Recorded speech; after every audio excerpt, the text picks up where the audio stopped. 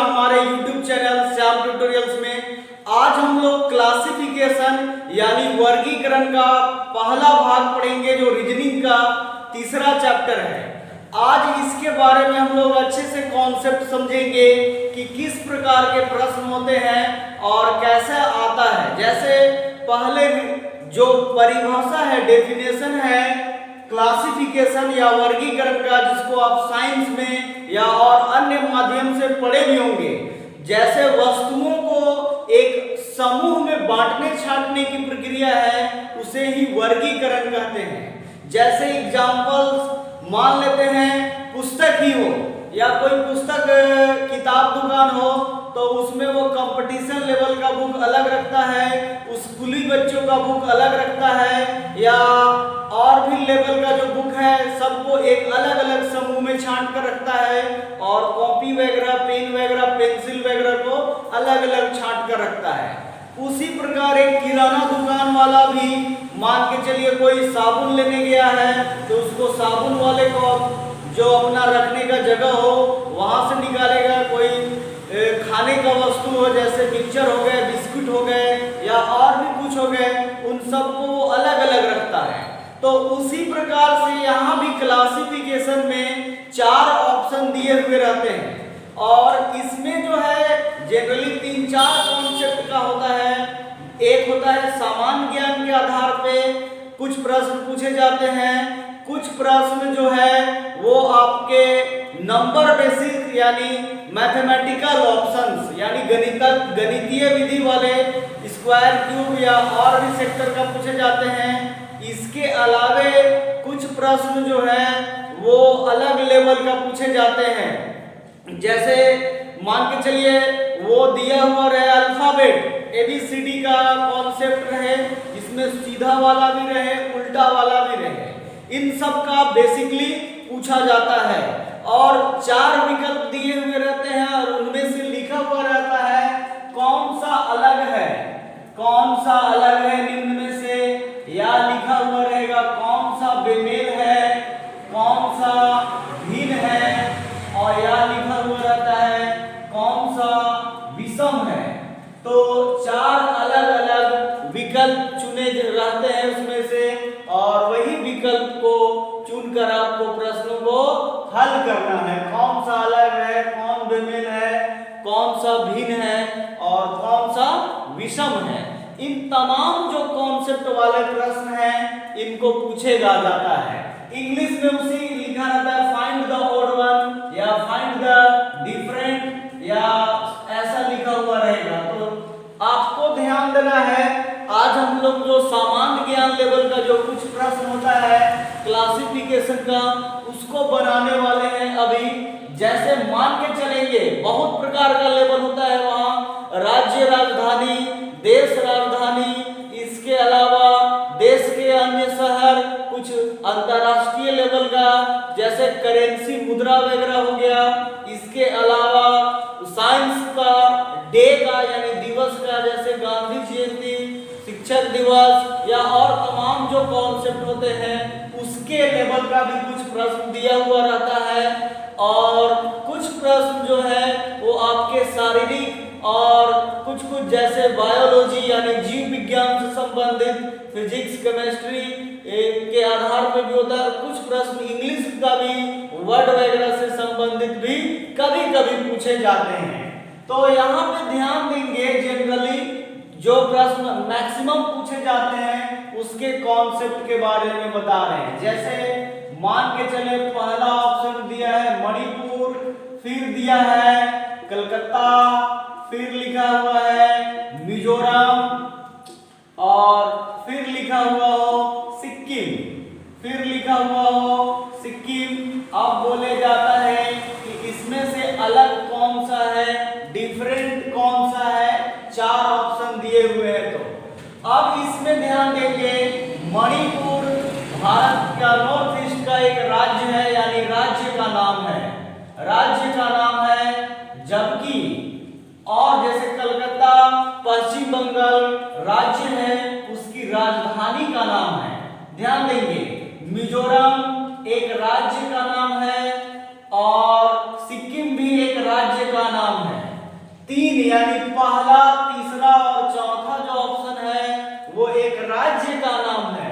और कलकत्ता जो है एक राजधानी का नाम है, पश्चिम बंगाल की राजधानी कलकत्ता है। तो जो भी हम लोग समझेंगे तो उसमें से अलग क्या निकला, जैसे ये राज्य, ये भी राज्य, ये भी राज्य, ये राजधानी, यानी ऑप्शन 2 यानी विकल्प नंबर 2 कलकत्ता होगा, उसको टिक करेंगे। इसके अलावे कुछ प्रश्न ऐसे भी रहते हैं, जैसे मान लेते हैं ये लिखा हुआ रहे उत्तर प्रदेश, वहां पे लिखा हुआ रहे उत्तर प्रदेश और फिर लिख दिया रहे अगला ऑप्शन चेन्नई लिखा हुआ रहे, फिर लिखा रहे बेंगलोर लिखा हुआ रहे और फिर अंतिम ऑप्शन जो है वो दिया हुआ रहे पणजी। पणजी ऐसे लिखे या फिर ऐसे भी लिखता है पणजी। तो 4 ऑप्शन है, इसमें से बोला कौन सा डिफरेंट है, कौन अलग है, कौन बेमेल है, कौन सा भिन्न है। तो यहाँ देखिए उत्तर प्रदेश एक राज्य का नाम है, चेन्नई तमिलनाडु की राजधानी का नाम है, बेंगलोर कर्नाटक राज्य की राजधानी का नाम है और मतलब ये भी राजधानी हो गया, और पणजी जो है ये भी गोवा की राजधानी है।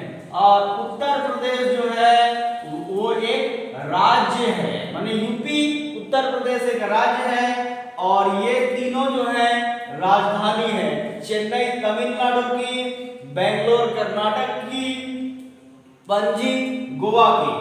तो इसमें अलग कौन सा हुआ, उत्तर प्रदेश। इसके अलावे भी कुछ प्रश्न रहेंगे, जैसे मान लीजिए ये रहेगा वाशिंगटन डीसी लिखा हुआ रहे, वाशिंगटन डीसी, फिर लिखा हुआ रहे बर्लिन, फिर लिखा हुआ रहे पेरिस और फिर लिखा हुआ रहे जापान। तो अब इसमें से बोलेगा कौन सा डिफरेंट है, कौन सा विषम है, कौन सा अलग है। तो यहाँ ध्यान देंगे, अब नॉलेज ये होना जरूरी है। वाशिंगटन डीसी असम, ये वाशिंगटन डीसी जो है यूएसए यानी United state of America, America एक देश है, उसकी राजधानी है। बर्लिन जर्मनी की राजधानी है, पेरिस फ्रांस की राजधानी है, यानी 3 जो है ऊपर वाला वो राजधानी का नाम है देश का, और जापान एक अलग सिर्फ देश है, देश का ये नाम है, और ये तीनों जो है वो देश की राजधानी का नाम है। तो इसमें अलग कौन सा हो जाएगा, जापान। तो इसके अलावे भी कुछ और भी अलग अलग प्रकार के जनरल नॉलेज के कॉन्सेप्ट से संबंधित होंगे, कुछ साइंस से, कुछ एक्टिविटी से। इन तमाम जो प्रश्न जो पूछे जाते हैं सीजीपीएससी व्यापम, एसएससी रेलवे में, उन सभी को भी जस्ट हल करेंगे। तो जो भी हमारे चैनल श्याम ट्यूटोरियल से नए नए जुड़े हैं वो प्लीज हमारे चैनल को सब्सक्राइब कर लें, और हाँ वीडियो को लाइक भी करें और एक दूसरे तक शेयर भी करें। आपको ऐसा कॉन्सेप्ट कहीं नहीं मिला होगा, आप जरूर हमारे चैनल को देखिए और सभी वीडियो को लास्ट तक जरूर देखा करें। प्रश्न है निम्न में से कौन सा अलग है, इसी को कौन सा विषम है, कौन सा भिन्न है, कौन सा बेमेल है, ऐसा भी लिखा हुआ रहता है प्रश्न में। ध्यान देंगे, स्टार्टिंग कॉन्सेप्ट में भी बताएं। अब ऑप्शन पे ध्यान देंगे, मोमबत्ती दिया हुआ है पहला, दूसरा बल्ब, तीसरा लालटेन और चौथा सूर्य। ध्यान देंगे, सब लोग बोलेंगे कि सर सभी तो प्रकाश के स्रोत हैं, जैसे मोमबत्ती भी प्रकाश देता है, बल्ब भी, लालटेन भी और सूर्य भी। तो देखिए सूर्य का प्रकाश जो है इसमें से बिल्कुल अलग है। सूर्य का प्रकाश एक प्राकृतिक स्रोत है, मतलब सूर्य ये भी प्रकाश जरूर देता है, लेकिन प्रकाश क्या, ये तो ओवरऑल पूरे लाइट है। जैसे दिन में इसका प्रकाश है तो वो चारों जग मतलब चारों तरफ प्रकाशमय ही होता है। तो प्रकाश है यानी ऊर्जा का एक स्रोत है, और यह जो है एक प्राकृतिक स्रोत है। मतलब सूर्य जो है ऊर्जा का एक प्राकृतिक स्रोत है जो प्रकाश प्राप्त कर देता है, लेकिन मोमबत्ती मोमबत्ती, बल्ब, लालटेन ये सभी जो है कृत्रिम यानी आर्टिफिशियल है, जिसे मनुष्य ने ही बनाया है। जबकि सूर्य एक प्राकृतिक स्रोत है, डायरेक्ट गॉड गिफ्टेड है। तो इसमें अलग कौन सा होगा? सूर्य। ये प्रश्न जो है सीजीपीएससी में पूछे जा चुके हैं। यहाँ फाइनल आंसर सूर्य होगा, यानी ऑप्शन डी को टिक करेंगे। अगला प्रश्न है, निम्न में से कौन सा अलग है या बेमेल है या कौन सा भिन्न है? ये भी सीजीपीएससी 2020 में पूछे गए थे ये प्रश्न। 4 ऑप्शन, पहला सुनना, चढ़ना, तैरना और दौड़ना। ध्यान देंगे, सुनना मतलब कान से सुनना, चढ़ना मतलब पेड़ चढ़ना या और भी कुछ हो सकता है, तैरना यानी स्विमिंग और दौड़ना यानी रनिंग। तो ये 3 विकल्प यानी बी सी डी, चढ़ना, तैरना और दौड़ना एक शारीरिक क्रिया है, यानी शारीरिक अभ्यास भी बोल सकते हैं या शारीरिक आप मेहनत करते हैं एक अलग लेवल का। जबकि सुनना जो है ये एक कानों मतलब फिजिकल एक्टिविटी में ही है, लेकिन इन तीनों से बिल्कुल अलग है। ये शारीरिक प्रक्रिया यानी जो फिजिकल एक्टिविटी होता है उसके अंतर्गत आएगा, और सुनना जो है वो एक अलग डिफरेंट लेवल का एक्टिविटी में आता है। तो यहाँ पे फाइनल आंसर सुनना होगा, यानी ऑप्शन ए को टिक करेंगे। अगला प्रश्न है, निम्न में से कौन सा अलग है? ध्यान देंगे, ये लिखा हुआ है 4 राज्य। ऑप्शन है पहला छत्तीसगढ़, दूसरा उत्तरांचल, तीसरा झारखंड और चौथा तेलंगाना। ध्यान देंगे, पार्टिकुलर जो है यहाँ चारों स्टेट नेम है, यानी चारों राज्य का नाम है। जैसे एक राजधानी होता या एक अलग कंट्री का कोई शहर होता तो उसमें हम लोग आसानी से ढूंढ पाते हैं, लेकिन ये जो है कुछ जनरल नॉलेज का और इंटरनल पार्ट है, जिसमें आपको कॉन्स्टिट्यूशन यानी कुछ जो है संवैधानिक प्रक्रिया की जानकारी होना चाहिए, यानी संविधान की नॉलेज होगा, तभी आप ऐसा प्रश्न को बना सकते हैं।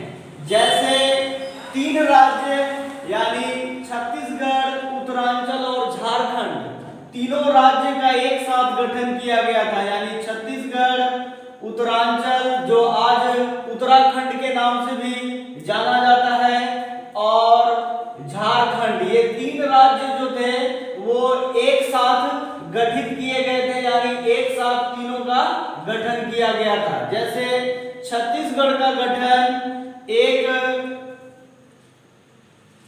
नवंबर 2000 को, उत्तरांचल का 9 नवंबर 2000 और झारखंड का 15 नवंबर 2000 को गठन किया गया था। मतलब एक ही वर्ष 1 नवंबर, 9 नवंबर और 15 नवंबर 2000 को इसका गठन किया गया था।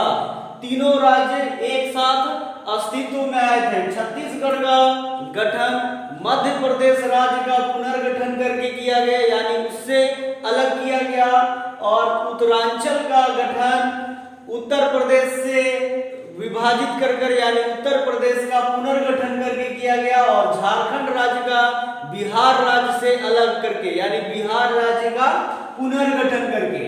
जब यानी छत्तीसगढ़ 26वां राज्य था और उत्तरांचल 27वां और झारखंड 28वां बना था। जबकि तेलंगाना जो है वो बना भारत का 2 नवंबर मतलब 2 जून 2014 को तेलंगाना जो है भारत का 29वां राज्य बना था।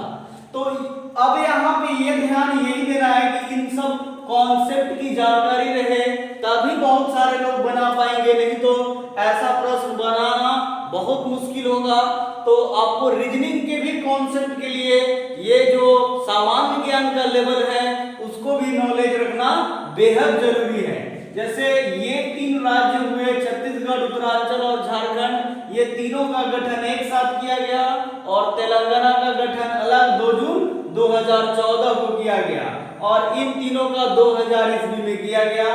तो अलग यहाँ पे होगा, कौन सा राज्य अलग है या कौन सा भिन्न है, तो तेलंगाना फाइनल आंसर होगा। अगला प्रश्न है, निम्न में से कौन सा अलग है, कौन सा भिन्न है? तो पहला ऑप्शन है 23 जनवरी, 30 जनवरी, 5 सितंबर और 14 नवंबर। अब बहुत सारे लोगों को यहाँ पे ये चीज की जानकारी होना काफी जरूरी है कि 23 जनवरी है क्या, 30 जनवरी क्या है, 5 सितंबर और 14 नवंबर। तो ध्यान देंगे 14 नवंबर यानी चिल्ड्रंस डे मनाया जाता है, यानी बाल दिवस। बाल दिवस मनाया जाता है, लेकिन चाचा नेहरू यानी जवाहरलाल नेहरू के जन्मदिन के लिए ही यह 14 नवंबर मनाया जाता है। और 5 सितंबर यानी शिक्षक दिवस मनाया जाता है। तो शिक्षक दिवस जो है सर्वपल्ली राधाकृष्णन यानी जो भारत के राष्ट्रपति मतलब उपराष्ट्रपति हुआ करते थे पूर्व में, शिक्षक दिवस मनाया जाता है सर्वपल्ली राधाकृष्णन के जन्मदिन के कारण, यानी उन्हीं के जन्मदिन को शिक्षक दिवस के रूप में मनाते हैं।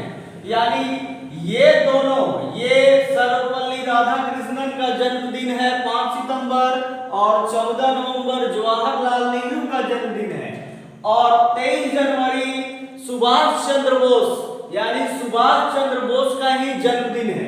यानी ये तीन ऑप्शन ए, सी और डी ये जो है जन्मदिन है, जन्मदिन यानी तीन हमारे पूर्व नेता बोल सकते हैं, जिसमें पहला सुभाष चंद्र बोस का जन्मदिन 23 जनवरी और 5 सितंबर को सर्वपल्ली राधाकृष्णन का जन्मदिन और 14 नवंबर को जवाहरलाल नेहरू का जन्मदिन मनाया जाता है।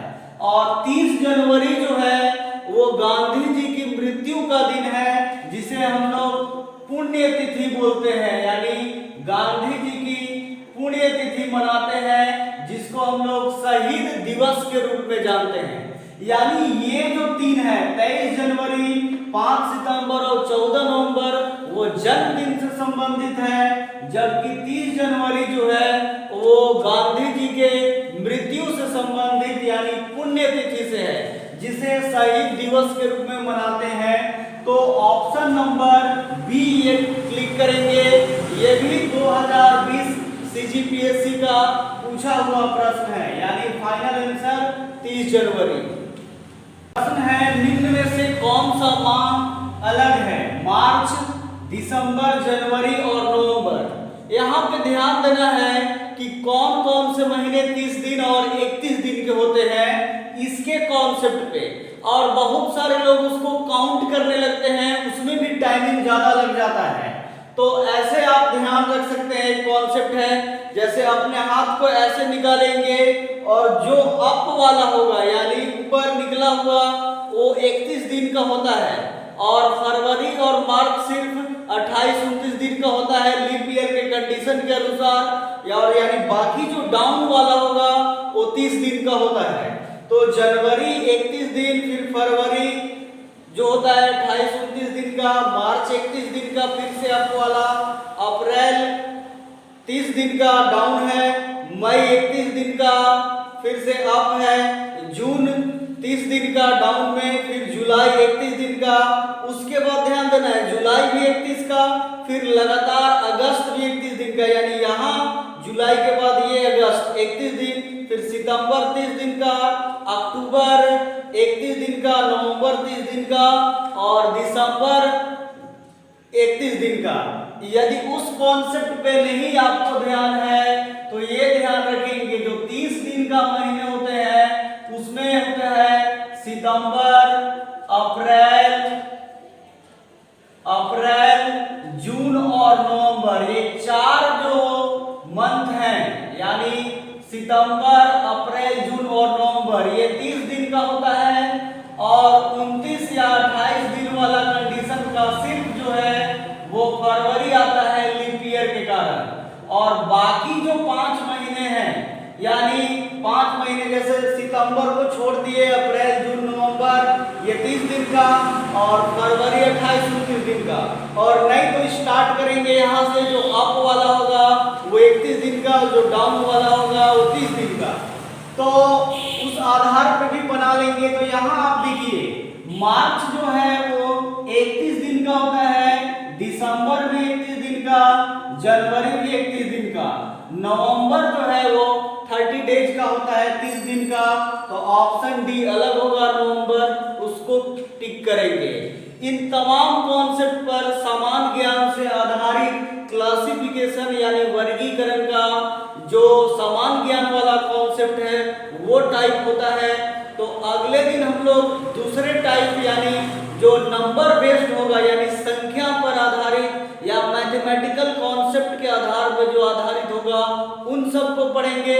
उसके बाद ABCD यानी जो अल्फाबेट के आधार पर जिसमें स्ट्रेट यानी सीधा वाला भी होगा और ऑपोजिट वाला यानी जो सिंप्लोरेक्स और A to Z का कॉन्सेप्ट जो है उन सब के आधार पर होगा, उन सबको बताया जाएगा। तो जो भी हमारे चैनल से नए जुड़े हैं वो प्लीज हमारे चैनल को सब्सक्राइब कर लें और एक दूसरे तक शेयर भी करें। धन्यवाद।